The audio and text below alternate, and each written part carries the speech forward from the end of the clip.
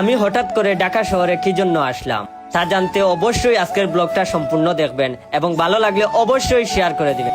তো আসসালামু আলাইকুম এভরিওয়ান, কি অবস্থা সবার? আইব সবাই আল্লাহর রহমতে নিশ্চয়ই ভালো আছেন। আমি আপনাদের ফানি গল্পের ফানি জয় ভাই। আমি হঠাৎ করে আমাদের বিয়ানীবাজার থেকে ঢাকার উদ্দেশ্যে রওনা দিলাম বিলাস পরিবহনের একটি বাসে করে। তারপরে আর ভিডিও করি নাই। এরপরে হঠাৎ একটা সুন্দর জায়গা আসলো যেখানে ভোরবেলা গেলে অনেক সুন্দর লাগে, আমাদের কুলাউড়ার রাস্তা। কুলাউড়ার যারা আছেন সবাই অবশ্যই ভিডিওটা দেখলে অবশ্যই শেয়ার করে দিবেন আর বলবেন এটা কোন জায়গা। তো এইখানে ভোরবেলা গেলে এই দিক দিয়ে চা বাগান দেখা যায়। আমাদের সিলেটের সৌন্দর্য হচ্ছে এই জায়গাটা। মৌলভীবাজার পাড়ি দিয়ে হবিগঞ্জে আসতেই লাগলো একটা জ্যাম, আর এই জ্যামে আমি প্রায় 4 ঘন্টার মতো ছিলাম। তারপরে আমি যেই বাসে ছিলাম ওই বাসটা ব্রাহ্মণবাড়িয়া এসে খাবারের বিরতি দিল। অনেক খিদা লাগছিল, অনেকক্ষণ জ্যামে ছিলাম। তারপরে এইখান থেকে আমি খিচুড়ি খেলাম। খাবার খেয়ে বাইরে আসতেই একজন ফলোয়ারের সাথে দেখা, তারপরে ওই এই ভিডিওটা আমাকে করে দিয়েছে। এরপরে আবারও খাবার খেয়ে গাড়িতে উঠে গেলাম, উদ্দেশ্য ঢাকা গাজীপুর। তো গাড়ি চলতেছে নিজ গতিতে। বাইরে ভাই আর জীবনে আমি বিলাস পরিবহনে উঠবো না, আমার হার্টে এখনো কাঁপতাছে রে ভাই, এত রাফ গাড়ি চালায় এরা।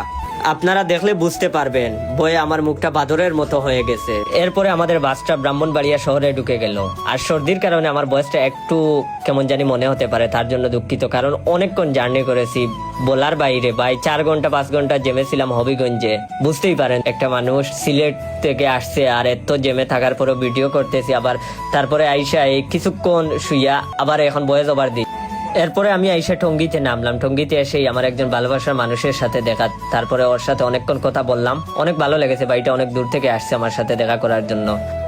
তারপরে উনার কাছ থেকে বিদায় নিয়ে সেই মানুষটার সাথে দেখা, যেই মানুষটা আমাকে টঙ্গী থেকে রিসিভ করে নিয়ে গেছে, আমার অ্যাডমিন, আমার বন্ধু অর্থাৎ মনিরের সাথে দেখা। তার সাথে আবার আরো একজন আসছে, আমাদের সিলেটেরই ওসমানীনগর বাড়ি ওই ভাইয়ের। তো উনিও আসছেন আমাকে রিসিভ করে নেওয়ার জন্য।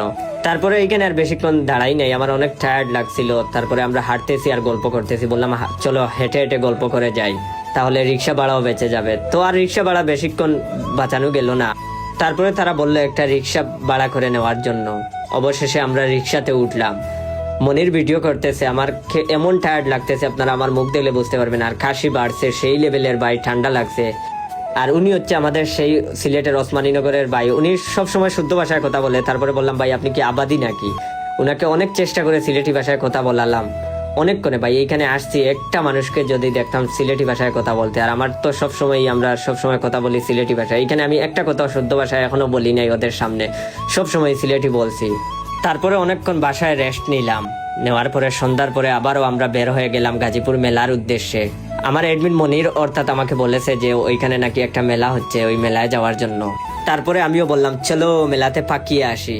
সেজন্য আমরা একটা রিক্সাতে উঠলাম। আমাদের সাথে আরো একজন আমাদের বড় ভাই আছিলেন, তো উনি আমাকে অনেকটা যত্ন করেছেন। একটা মুহূর্ত আমাকে হাত ছাড়া রাখেন নাই, সবসময় আমার হাত ধরে রাখছেন। মনির বললো ওইখানে টিকিটের লটারিতে নাকি গাড়ি আছে, তাই উনাদেরকে নিয়ে দোয়া করলাম যাতে গাড়িটা আমার ভাগ্যে জুটে। আর ওই গাড়িটা করেই আমি আবার সিলেটে যাব। আজকের গাড়িটা আমাকে দিয়ে দাও আল্লাহ, এই গাড়িটা পেলে এই গাড়ি নিয়ে যাবো, জেবে আটকাবো না আল্লাহ, গাড়িটা আমাকে দিয়ে দাও। অবশেষে আমরা মেলার পাশেই চলে আসলাম, গেটের সামনেই। মনির ভিডিও করতেছে, ওকে বললাম আজকে ভিডিও করে উদ্ধার করে ফেলবো। গ্রামে থাকতে শরম করে ভিডিও করতে, শহরে আসছি আজকে আর শরম নাই, কেউ পরিচিত কেউ নাই, আজকে ইচ্ছা মতো ভিডিও করব। ভিডিও করলে কেউ আমাদের দিকে তাকাবেও না। আমি তখন হাঁটতেছি আর মনে মনে গান গাইতেছি, যেতে যেতে পথে পূর্ণিমা রাতে চাঁদ উঠেছিল গগনে। তারপরে মনির ওইখানে প্রতিটা টিকিটের দাম 20 টাকা করে দিয়ে টিকিট কাটলো আমাদের জন্য, 3টা টিকিট। অবশেষে আমি টিকিটগুলো হাতে পেলাম এবং টিকিটগুলো সাথে নিয়ে মেলায় প্রবেশ করলাম। মেলায় ঢুকে ওমা আই এম তো অবাক, চারিদিকে শুধু লাল নীল বাতি। তখনই আমার মনের মধ্যে একটা গান শুরু হয়ে গেল, ঢাকা শহর আইসা গো আমার আশা ফুরাইছে। গ্রামে যখন ভিডিও করতাম তখন মানুষ তাকালে আমি অনেক লজ্জা পেতাম, কিন্তু এখানে এসে দেখি এখানেও ভিডিও করলে মানুষ তাকায়। তারপরে মনরে বললাম থাকাক, তাতে কি, আমার তো বউ নাই তো কি হয়েছে, মেলায় আসা তো কোনো দোষ না, দোষের বিষয়ও না। মেলায় আসছি ঘুরার জন্য, দেখার জন্য, বউ দেখার জন্য না। আর বউ থাকলে অবশ্যই বউ নিয়ে আসতাম। তারপরে মেলার টিকিটগুলো হাতে নিয়ে হাঁটতেছি, এখানে লটারি বক্সে ওইটা ঢুকানোর জন্য। সবাই দোয়া করবেন লটারিতে যাতে আমি গাড়িটা পেয়ে যাই। আজকে সারা রাত প্রয়োজন হলে লাইভ দেখবো, আমার গাড়িটা লাগবেই লাগবে। সবাই ওদেরকে বলে দিবেন যাতে গাড়িটা আমাকে দিয়ে দেয়। না ওদেরকে তো বললেও তো হবে না, সবাই দোয়া করবেন ভাইয়ের জন্য যাতে গাড়িগুলা পেয়ে যায় ভাইয়ে। এখানে এসেই দেখি ফানুস না কি একটা, ওইগুলা উড়াইতেছে, অনেক সুন্দর লাগতেছে, তাই ভাবলাম ভিডিও করি আপনাদেরকেও দেখাই। অবশেষে আসলাম যেখানে লটারি ঢুকায়। সেই মুহূর্তে একজন আপু বলতেছে আপনি এই ফানি গল্পের জয় ভাই না? আমি তখন বললাম হ্যাঁ, তবে আমি বেশিক্ষণ ওনার সাথে কথা বলি না, কারণ মেয়েদের সাথে কথা বলতে এমনিতেই আমার লজ্জা লাগে। যাই হোক, আপু বলছে আপনি কি জয় ভাই না? আমি বললাম তারপরে আমি আমার লটারির কুপনে আমার স্বপ্নের নায়িকাদের নাম লিখে দিলাম।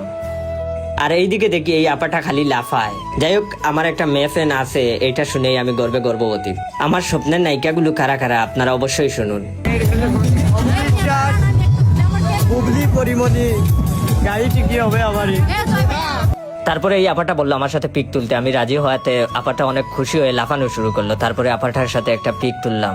অনেকে ভাববেন এটা স্ক্রিপ্টেড, বিশ্বাস করেন ভাই, আমার ক্রাশ পরিমণির কসম ভাই, এটা স্ক্রিপ্টেড না। তারপরে দেখলাম একটা জায়গায় গান চলতেছে, ভাবলাম যাই একটু গান শুনে আসি। তো আমার মনির বললো এখানে নাকি আসিফ গান গাইতেছে। গিয়ে দেখি এইখানে অন্য একজন। তাই আমি মনিরকে বললাম কই আগরতলা আর কই চকিরতলা। তারপরেও ভাইয়াটার কণ্ঠ অনেক সুন্দর, ভাইয়াটার বয়সটা অনেকটা আসিফের মতো। তারপরে আমরা ওইখান থেকে বের হয়ে আসলাম। আমি তখন মনিরকে বললাম ভাই আমি একটা গান শোনাই। মনির বললো তোমার এই ফাটা গলা দিয়ে আমার গান শোনা লাগবে না, চলো হাঁটি আমরা। তারপরে আমরা হাঁটা শুরু করলাম। আমার এই একটা অভ্যাস ভাই, কেউ মোবাইল বের করলেই আমি কাঁধে হাত দেই, এইটা কেন রে ভাই?